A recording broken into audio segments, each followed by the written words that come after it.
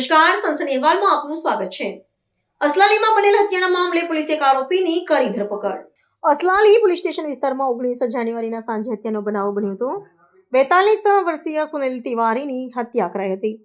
મૃતક સુનિલ તિવારીના મિત્ર યોગેશ દ્વિવેદી દ્વારા કરાઈ હત્યા. બંને વચ્ચે રોજબરોજના ખર્ચ બાબતે તકરાર થઈ હતી.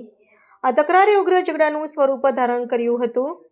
યોગેશ સુનિલના માથામાં લોખંડનું ટિફિન માર્યું હતું. ટિફિન વાગતા સુનિલને ગંભીર ઇજા થયું મૃત્યુ. ઘટનાની જાણ અસલાલી પોલીસને થતાં પોલીસે આરોપીની કરી ધરપકડ. આરોપી મૂળ ઉત્તર પ્રદેશનો વતની છે. તે છેલ્લા 2-3 વર્ષથી અસલાલીમાં નોકરી કરે છે. અસલાલી પોલીસે કેસની વધુ તપાસ હાથ ધરી.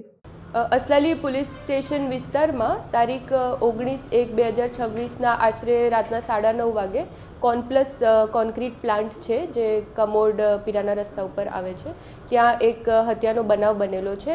બનાવની વિગત આ રીતે છે કે જે મરણ જનાર છે સુનિલ કુમાર તિવારી, ઉંમર 42 વર્ષ, એ રાયબરેલીના છે. અને જે આરોપી છે સામેવાળા યોગેશ કુમાર દ્વિવેદી, ઉંમર 30 વર્ષ, એ બંને કોનપ્લસ પ્લાન્ટમાં ડ્રાઈવરની નોકરી કરે છે.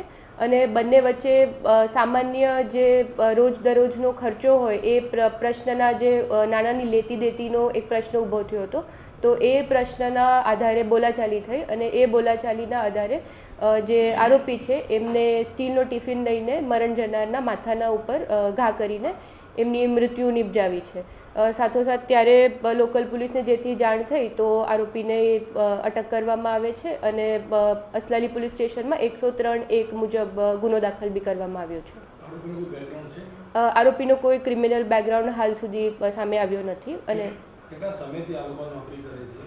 આ લોકો અગાઉ મૂળ યુપીના છે અને અહીંયા 2 થી 3 વર્ષ પહેલાં આવેલા છે. એ હજી તપાસ ઉપર ચાલુ છે.